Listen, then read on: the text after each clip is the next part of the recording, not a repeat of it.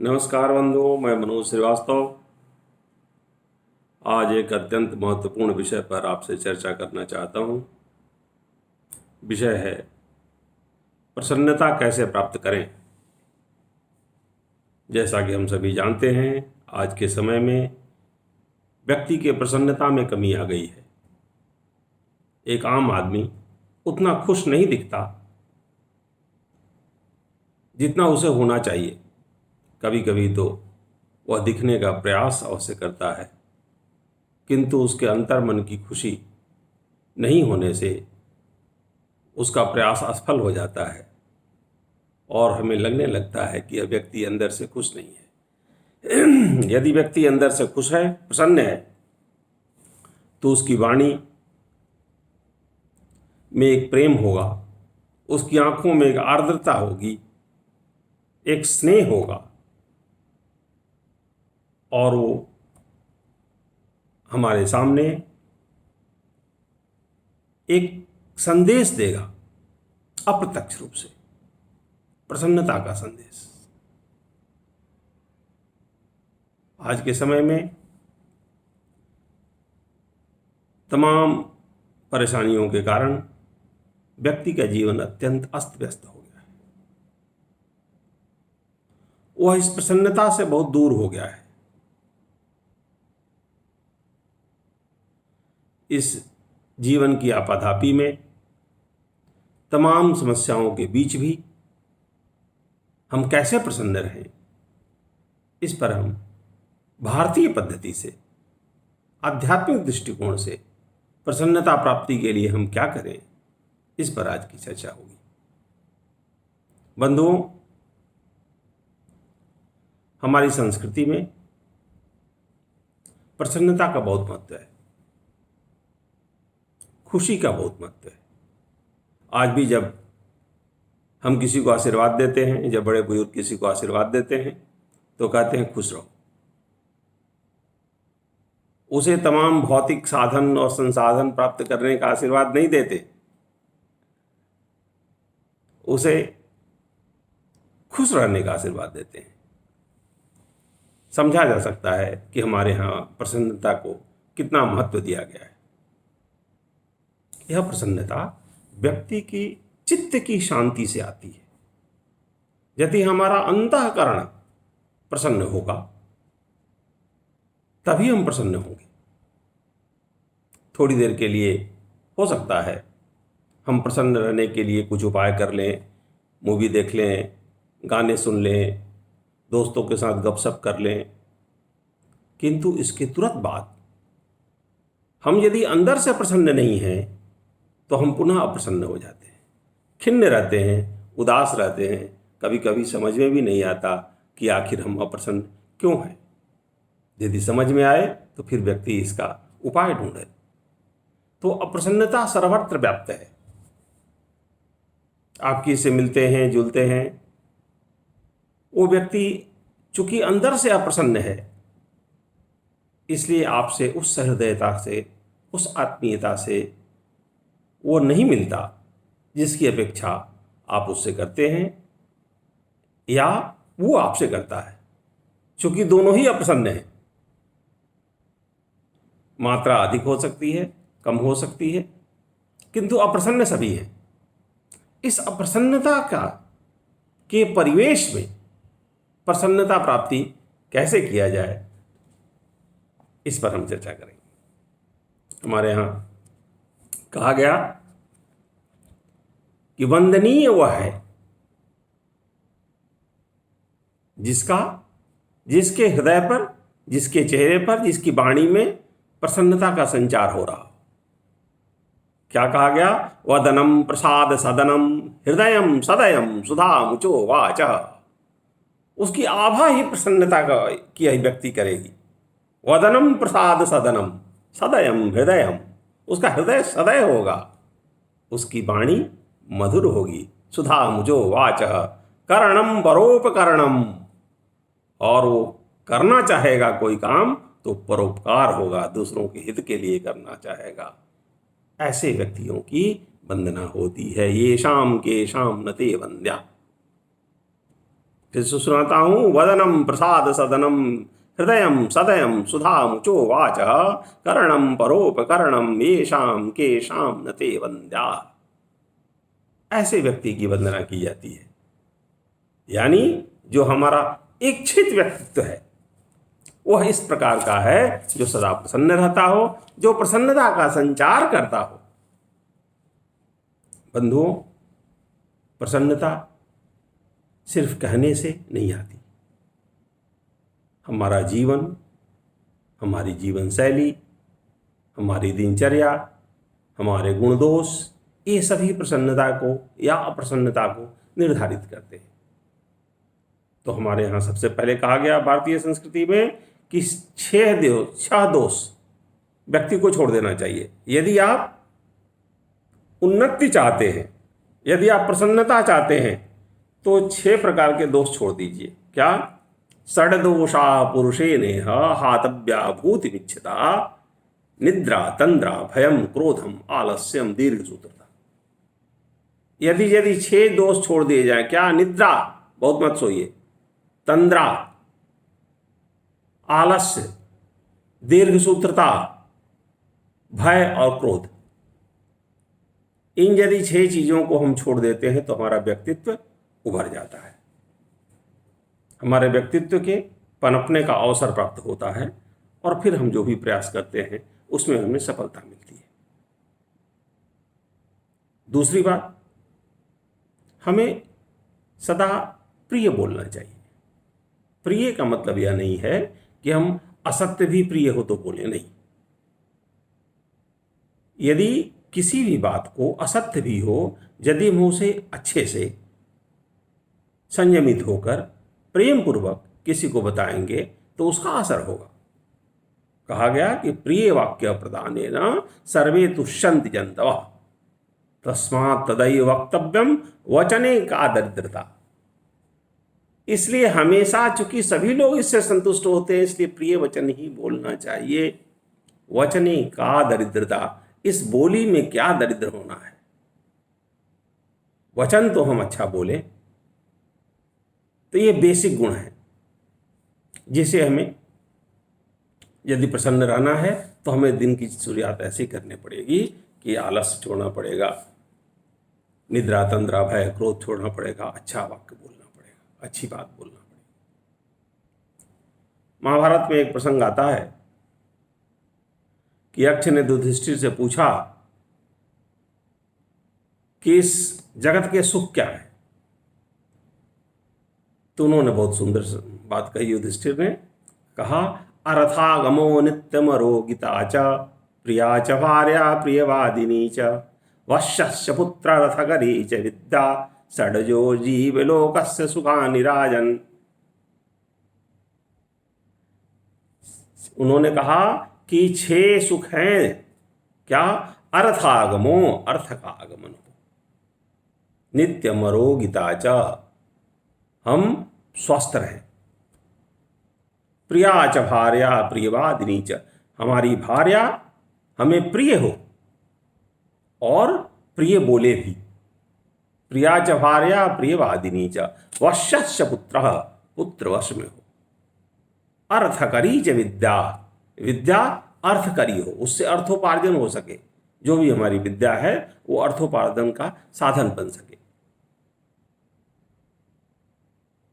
अर्थकरी च विद्या षड्जीव लोकस्य सुखानि राजन्, हे राजन, इस जीवलोक के 6 सुख हैं। अब सबसे पहले विद्या का स्थान आता है। जब हम स्टूडेंट होते हैं, जब हम पढ़ते हैं, तो हमें समुचित रूप से विद्या अध्ययन करना चाहिए। क्या कहा हमारे यहाँ? विद्या का बहुत महत्व बताया गया। नास्ति विद्या समो बंधुर, नास्ति विद्या समः सुहृद, नास्ति विद्या समम वित्तम, नास्ति विद्या समम सुखम।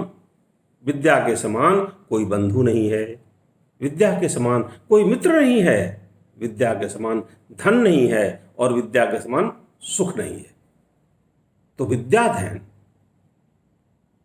हमने क्या अच्छा से किया, और यदि हमने कर लिया तो क्या हमने अपने पुत्र पुत्रियों को उसी तरह से सम्यक रूप से शिक्षित किया? हमारे यहाँ कहा गया कि माता शत्रु पिता बैरी ये न बालो न पाठिता न शोभते सभा मध्य हंस मध्य बकोयता। जिस माता पिता ने अपने बच्चों को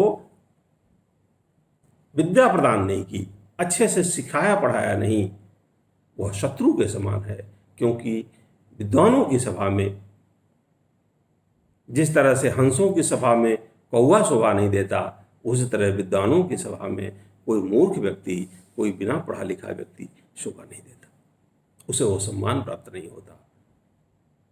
तो हमें स्वयं विद्या सीखनी चाहिए और अपने पुत्र पुत्रियों को, अपने बच्चों को या अगली पीढ़ी को या समाज को शिक्षा के रूप में हम क्या अवदान दे पाए, यह अत्यंत महत्वपूर्ण है। यदि हमने अच्छी शिक्षा दी है अपने पुत्र को, तो वही पुत्र कल हमारे लिए हर्ष का कारण बनेगा। क्या कहा गया हमारे यहाँ? कुपुत्रोपि भवेत पुंसाम हृदयानंद कारका दुर्विनीतः गुरूपोपि मूर्खोपि व्यसनी खला। यदि कुपुत्र भी है तो पिता के लिए हृदय के आनंद का कारक होता है, और यदि पुत्र सुपुत्र हो गया, विद्वान हो गया, तो फिर यह आनंद बहुत अधिक हो जाता है। तो हमें विद्या ग्रहण सबसे पहले तो ग्रहण करना है, उसके बाद उस विद्या का अवदान देना है समाज को, अपने परिवार को, अपने पुत्र पुत्रियों को। हमारा समाज, हमारा जीवन 4 भागों में बांटा गया है, सभी जानते हैं आप, ब्रह्मचर्य, गृहस्थ, वानप्रस्थ और संन्यास। तो हर काल में अलग अलग चीज का महत्व दिया गया है। तो ब्रह्मचर्य में विद्या का महत्व दिया गया, कहा गया प्रथमेनार्जिता विद्या द्वितीयेनार्जितम धनम तृतीयेनार्जितम पुण्यम चतुर्थे किम करिष्यति। यदि किसी व्यक्ति ने ब्रह्मचर्य काल में विद्या अध्ययन नहीं किया, गृहस्थ काल में धन अर्जित नहीं किया, वानप्रस्थ काल में पुण्य अर्जित नहीं किया, तो संन्यास में क्या करेगा? उसका जीवन निष्फल हो जाएगा। उस संन्यास में उसकी रुचि नहीं रह जाएगी। तो इसलिए हर काल का महत्व है। यदि हम प्रसन्न रहना चाहते हैं तो फिर हमें विद्या अध्ययन करना पड़ेगा। उसके अलावा जब हम गृहस्थ जीवन में हैं, स्वस्थ हैं, सबल हैं, तो हमें उसी समय धन अर्जित कर लेना चाहिए। उसी प्रकार वानप्रस्थ में पुण्य और संन्यास में इन सब चीज़ों का महत्व बताया गया। अब इसके बाद स्थान आता है परिवार का। यदि परिवार में शांति है, कलह नहीं है, तो हम खुश रहते हैं। यदि हमारे पास धन संपत्ति कम भी हो और कलह नहीं है, तो संतुष्ट है। क्या कहा गया कि दाम्पत्ये कलहो नास्ति तत् श्री स्वयं आगता। जिस दाम्पत्य जीवन में कलह नहीं होता है, वहां लक्ष्मी स्वयं आ जाती है। तो पति पत्नी के बीच, परिवार के बीच आपस में संबंध अच्छा होना चाहिए। कहा गया, पुनः महाभारत के उदाहरण दूंगा, पंचमे अहनिष्ठे वा शाकम पचति स्वगृहे अन्रिणी च प्रवासी सचवारिचर मोदते। जो 5वें पहर या 6ठे पहर में भी घर में शाक बनाता है, यदि वो अनऋणी है, उसके पास किसी प्रकार ऋण नहीं है, अप्रवासी है, बाहर नहीं रहता है, सच वारिचर मोदते, हे वारिचर, वही प्रसन्न होता है, प्रसन्न रहता है। अब आज की समस्या ये है कि अधिकांश लोग ऋणी हैं। किसी ने बैंक से लोन ले रखा है, किसी ने किसी अन्य प्रकार से लोन ले रखा है, तो अनऋणी कोई नहीं है। और अब प्रवासी भी अधिकांश लोग हैं, प्रवासी भी अधिकांश लोग हैं। कोई घर से दूर नौकरी कर रहा है, तो कोई विदेश तक में नौकरी कर रहा है, तो अपने घर से, परिवार से, अपने बंधु बांधवों से दूर हो गया। तो ऐसी स्थिति में उसकी प्रसन्नता कम हो जाएगी। तात्पर्य यह नहीं है कि हम यत्न नहीं करें, व्यवसाय नहीं करें या फिर बाहर नहीं जाएं, किंतु अपने परिवार के साथ घनिष्ठता से जुड़े रहें। आज के ज़माने में इंटरनेट और ये सब चीज़ें ऐसी हैं कि आप प्रतिदिन अपने परिवार से दूर रह के भी जुड़े रह सकते हैं, और यदि हम जुड़े हैं तो हमें कोई दिक्कत नहीं होनी चाहिए। एक समस्या अत्यंत प्रबल है आज के समय में कि व्यक्ति कमाता तो है, किंतु लोभ की इतनी अधिकता हो गई है कि वो हमेशा असंतुष्ट रहता है और अप्रसन्न रहता है। आपने देखा होगा, जिसको अच्छी सैलरी मिलती है, जिसका अच्छा व्यवसाय चलता है, अच्छा बिजनेस है, वो लोभ से इतना अभिभूत है कि जो भी उसको अर्जित करता है उससे वो प्रसन्न नहीं है, संतुष्ट नहीं है। कहा गया कि अति लोभाभिभूतस्य चक्रम भ्रमति मस्तके। जो लोभ के अधिक अभिभूत है उसके मस्तक में, दिमाग में चक्र घूमते रहता है, और यदि चक्र घूम रहा है तो व्यक्ति प्रसन्न कैसे रह सकता है? वो तो हरदम चिंता में मग्न रहेगा, कुछ न कुछ उलझनों में व्यस्त रहेगा, कुछ समस्याएं उसके पास रहेंगी। तो इस लोभ को हमें कम करना हो। ये हमारी दार्शनिक जीवन शैली है, अंततः हमें प्रसन्नता प्रदान करती है, और जो भी हमें मिलता है उसमें हमें संतोष रखना चाहिए। आपने देखा होगा कि कभी कभी सड़क पे काम करता हुआ मजदूर अपने परिवार के साथ सूखी रोटी खाता है, भी प्रसन्न रहता है, उसके चेहरे से प्रसन्नता दिखती है। और फिर इसके विपरीत कई लोग जो अच्छी गाड़ियों में घूमते हैं, अच्छे बंगलों में रहते हैं, और उनके चेहरे से प्रसन्नता नहीं दिखती है। क्यों? इसलिए कि उनमें लोभ ज़्यादा है और संतोष कम है। और जो व्यक्ति निर्धन है और प्रसन्न है वो इस कारण से है कि उसमें लोभ कम है और संतोष ज़्यादा। तो इस लोभ और संतोष के कारण भी काफ़ी प्रभाव पड़ता है। तीसरा स्थान आता है धैर्य का। बंधुओं, यह जीवन है, जीवन में सुख और दुख आते रहते हैं। कोई भी व्यक्ति ऐसा नहीं कह सकता कि वो हमेशा सुखी रहेगा या हमेशा दुखी रहेगा। दुख और सुख के कारण आते जाते रहते हैं। अब हमारे मानस पर इन कारणों का कितना प्रभाव पड़ता है, हम उनसे कितने विचलित होते हैं, कितने उद्विग्न होते हैं, कितने आवेशित होते हैं, यह हमारी मन स्थिति पर निर्भर करता है। यदि हम इस चीज को समझते हैं कि सुखमापतितम सभ्यम दुखमापतितम यथा चक्रवत परिवर्तन्ते सुखानि च दुखानि च। कहा गया हमारे यहाँ कि चक्रवत परिवर्तन्ते सुखानि च दुखानि च। जिस तरह से एक पहिया होता है, घूमते रहता है, उसमें सुख का भी स्थान है, दुख का भी स्थान है। सुख जाएगा, दुख आएगा, दुख आएगा, सुख जाएगा। ये दोनों पहिए की तरह घूमते रहते हैं। यह मानसिकता हमारे मस्तिष्क में यदि है, यदि यह विचार हमारे अंदर है, तो हमें दुख का भी उसी तरह से निर्वहन करना चाहिए। दुख में भी व्यथित नहीं होना चाहिए और सुख में भी बहुत ज़्यादा उद्वेलित नहीं होना चाहिए। इसलिए कि सुख के साथ दुख है और दुख के बाद सुख है।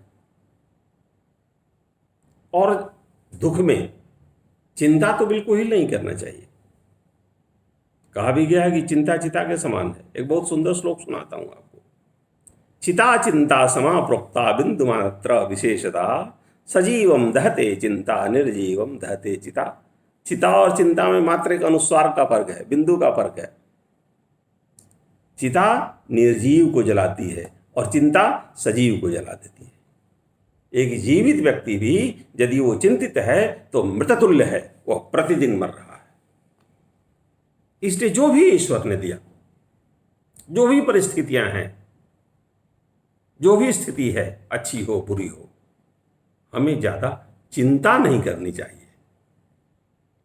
एक बहुत फंडामेंटल कंसेप्ट है। यदि आपको खुश रहना है तो, यदि हमें प्रसन्न रहना है तो चिंता से विमुक्त रहना ही पड़ेगा। एक चिंतित व्यक्ति कभी प्रसन्न नहीं हो सकता। आजकल मैं देखता हूं बहुत से लोग जो बहुत अधिक धन जीवन में अर्जित करते हैं, कभी ऐसी स्थिति आ जाती है कि धन की हानि हो जाती है, कभी ऐसी स्थिति आ जाती है कि जो धन उनका था जरूरत से ज़्यादा था, अधर्म से कमाया, अनीति से कमाया हुआ धन तो वैसे भी नहीं ठहरता, वो चला जाता है। तो फिर आखिर क्या किया जाए? बंधुओं, धन की 3 अवस्था होती है: दान, भोग और नाश। सबसे पहले भोग। यदि आपने धन का उपभोग कर लिया, खा लिया, पी लिया, पहन लिया, उपभोग कर लिया, तो उसका सबसे अच्छा उपयोग है। यदि उपभोग नहीं कर पाए तो हमें दान करना चाहिए। गरीबों को, जिनको आवश्यकता है उनको। यदि हम कुछ दान करते हैं तो यह धन की दूसरी गति है। और तीसरी गति है नाश। यदि हम न उपभोग करते हैं न दान करते हैं तो उसकी तृतीय गति नाश ही है। कहा गया, बहुत सुंदर श्लोक है कि दानम भोगो नाशः तिस्रो गतयो भवन्ति वित्तस्य यो न ददाति न भुंक्ते तस्य तृतीया गतिर्भवति। ये 3 ही गतियां हैं धन की: दान, भोग और नाश। अब मान लीजिए ना आप भोग कर पाए ढंग से, ना आप दान किए, आप संचय करते रहे।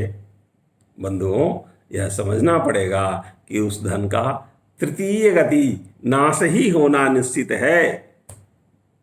कोई आपको ठग सकता है, कोई धोखा दे सकता है, कोई अन्य किसी प्रकार से आपके धन का हरण कर सकता है। यदि ब्लैक मनी है तो हो सकता है कि सरकारी एजेंसियां ही उसको जब्त कर लें। तो कई प्रकार से धन संग्रह करना बहुत अच्छा नहीं है। हमें यह सोचना पड़ेगा, क्योंकि अंततः हमारा उद्देश्य प्रसन्नता है, हमें खुश रहना है। तो यह धन संचय हमारे खुश रहने का एक साधन मात्र था, किंतु अत्यधिक हो गया तो फिर यह चिंता का कारण, और फिर यह दुख का कारण, और प्रसन्नता में सबसे बड़ा बाधक। तो इसलिए धन संग्रह कीजिए, किंतु बहुत अधिक नहीं, और हो सके तो कुछ दान कीजिए, जो आपको उपभोग करने के पश्चात धन बच जाता है। हमारी भगवत गीता में इस प्रसन्नता के लिए बहुत ही अच्छे ढंग से उपदेश दिया गया है। भगवान कहते हैं, राग द्वेष विमुक्तस्तु विषयानिन्द्रियश्चरन् आत्मवश्यै विधेयात्मा प्रसादमधिगच्छति। यदि व्यक्ति राग और द्वेष से विमुक्त होकर इंद्रियों को अपने वश में करके उनसे कामना प्राप्त करते हुए जीवन में आचरण करता है तो उसे प्रसन्नता प्राप्त है। स प्रसाद मधिगच्छति। अब प्रश्न यह है कि राग द्वेष से विमुक्त कैसे हों? बहुत कठिन काम। राग और द्वेष, इन दोनों से विमुक्त होना अत्यंत कठिन है। किंतु यदि हमें प्रसन्नता प्राप्त होना है तो हमें थोड़ा सा राग मतलब अटैचमेंट, इस अटैचमेंट को कम करना पड़ेगा। द्वेष मतलब ईर्ष्या, एनवी, इससे हमें कम करना पड़ेगा। यह बहुत श्रम साध्य है, इतना सरल नहीं है, किंतु चूंकि हमारा उद्देश्य प्रसन्नता है, सुख है, इसलिए हमें इस राग द्वेष से मुक्ति पाना होगी। और विषयों से, इंद्रियों द्वारा विषयों, जो वांछित विषय हैं, जो उचित विषय हैं, उनकी हम कामना करें, उनकी प्राप्ति करें। और आत्मवश्यै विधेय आत्मा स प्रसादमधिगच्छति। और अपनी इंद्रियों को, अपनी शक्ति को, अपने विवेक को अपने वश में करना सीखिए। यदि हम इसको आत्मवश कर लिए तो फिर कोई भी बाहरी कारण आपको उतना प्रभावित नहीं कर सकता कि आपके अंतर्मन की शांति धूमिल हो जाए, कम हो जाए। अंतर्मन की शांति, अंतर्मन की प्रसन्नता के लिए आवश्यक है कि हम सेल्फ कंट्रोल सीखें। उसी तरह से फिर गीता का दूसरा श्लोक सुनाता हूँ। प्रसादे सर्व दुखानां हानिरस्योपजायते प्रसन्न चेतसो ह्यासो बुद्धि पर्यवतिष्ठते। प्रसन्नता प्राप्त होने पर सारे दुख समाप्त हो जाते हैं। क्यों? क्योंकि प्रसन्न चित्त व्यक्ति की बुद्धि सर्वदा स्थिर रहती है, स्थिर रहती है, उसे बहुत फर्क नहीं पड़ता। जिस तरह से समुद्र में नदियां आती हैं, कई प्रकार से जल स्रोत आते हैं, किंतु समुद्र का जलस्तर पर कोई फर्क नहीं पड़ता। उसी तरह से जो व्यक्ति प्रसन्न है उसको बाहरी कारण बहुत ज़्यादा प्रभावित नहीं कर सकते। कहा गया गीता में, आपूर्यमानम अचल प्रतिष्ठम समुद्रमापः प्रविशन्ति तद्वत् कामायम प्रविशन्ति सर्वे स शांतिमाप्नोति न काम कामी। जिसको ये बाहरी कारण प्रभावित नहीं करते हैं उसी को शांति प्राप्त होती है, न कि उसको जो नित्य नई कामना करते रहता है। कामनाओं का कोई अंत नहीं है, इसलिए नित्य नई कामना न करें। यदि कोई चीज प्राप्त हो जाती है बहुत अच्छा, नहीं भी होती बहुत अच्छा। इसका मतलब यह नहीं प्रयास करना चाहिए, प्रयास कीजिए, किंतु काम कामी न बनिए।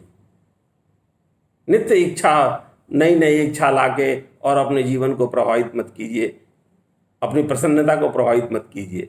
जो आवश्यक चीजें हैं उसकी प्राप्ति अवश्य हो, किंतु इस भौतिकवादी संसार में बहुत अधिक इच्छा करना, बहुत अधिक लिप्सा रखना दुख का कारण होता है, प्रसन्नता में बाधक होता है। अगला श्लोक गीता का ही, विहाय कामान यह सर्वान् पुमांसरते निःस्पृहा निर्ममो निर्ममो निरहंकार स शांतिमधिगच्छति। विहाय कामान यह सर्वान्, इन कामों को, इच्छाओं को छोड़कर जो व्यक्ति निःस्पृहा, बिना इच्छा के जीता है, निर्ममो, इन चीजों से बहुत उसे लगाव नहीं होता, और चीजें प्राप्त भी हो जाती तो अहंकार नहीं होता। निर्ममो निरहंकार स शांतिमधिगच्छति, उसी व्यक्ति को शांति प्राप्त होती है। तो बंधुओं, हमारा दर्शन हमें यह सिखाता है कि कैसे हम किसी बाहरी चीज से बहुत ज्यादा प्रभावित न हो, कैसे हम अपने जीवन को संयमित रखें, लोभ से, क्रोध से, तृष्णा से कैसे हम अपने को बचा कर रखें, धैर्य रखें, कठिन परिस्थितियों में धैर्य बनाए रखें, तो हमारी प्रसन्नता प्रभावित नहीं होगी। और एक अत्यंत महत्वपूर्ण चीज है, यदि हम अच्छे व्यक्तियों की संगति करते हैं, जिनका आचरण धर्मानुकूल हो, जो किसी को परेशान करना नहीं चाहते हो, जिनकी परोपकार की भावना हो, यदि हम ऐसे लोगों की संगति करते हैं तो उससे भी हमें प्रसन्नता प्राप्त होती है। सत्संगति के बारे में नीति श्लोक का एक श्लोक सुनाता हूं। जड्यम धियो हरति संचति वाच्य सत्यम मानोन्नतिम दिशति पापम अपाकरोति। सत्संगति क्या करती है? जड्यम धियो हरति, इस बुद्धि की जड़ता को समाप्त करती है। सिंचति वाच्य सत्यम, और आपकी वाणी में सत्यता का सिंचन करती है, संचार करती है। मानोन्नतिम दिशति पापम अपाकरोति, और आपको मान और उन्नति बढ़ाती है, पाप से दूर करती है। चेतः प्रसादयति, और चित्त को प्रसन्न रखती है। दिक्षुतनोत कीर्तिम, और आपकी कीर्ति को चारों तरफ फैलाती है। सत्संगति कथय किम न करोति पुंसाम, सत्संगति व्यक्तियों के लिए क्या नहीं करती है। दुर्भाग्य है कि आज के समय में हमारा पूरा परिवेश चिंता, शोक, भय, मानसिक उद्वेग की स्थिति में जी रहा है। और यदि हम उसके साथ उठते बैठते भी हैं तो हमें कुछ पॉजिटिव थॉट्स नहीं आते, बल्कि हम उन्हीं भावनाओं में बह जाते हैं। वही अत्यधिक धनलिप्सा, वही लोभ, वही क्रोध, वही चिंता।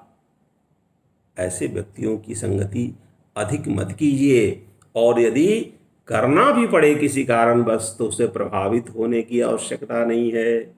ये गीता के जो श्लोक सुनाए गए द्वितीय अध्याय के 64 से लेके 70-75 तक इतने अच्छे श्लोक दिए गए हैं। यदि हम उसको अपने जीवन में उतारें, हमें वो मानसिक शांति प्राप्त होगी जिसके लिए हम हकदार हैं और हम प्रसन्न रहेंगे। तो बंधुओं, हमारा भारतीय दर्शन हमें सिखाता है कि किस तरह से जन्म से लेकर मृत्यु तक हमें आचरण करना है। हमारी सोच क्या होगी, सोच की दिशा क्या होगी, जीवन में कोई प्रतिकूल परिस्थिति आ जाएगी तो हमारा आचरण कैसा होगा, जीवन में समृद्धि है तो हमारा आचरण बहुत ज़्यादा प्रभावित नहीं होगा, प्रतिकूल रूप से प्रभावित नहीं होगा। यदि हम इन विचारों को अपने एक माहौल में, अपने मस्तिष्क में समावेश करते हैं, निश्चित रूप से हमें प्रसन्नता प्राप्त होगी। धन्यवाद।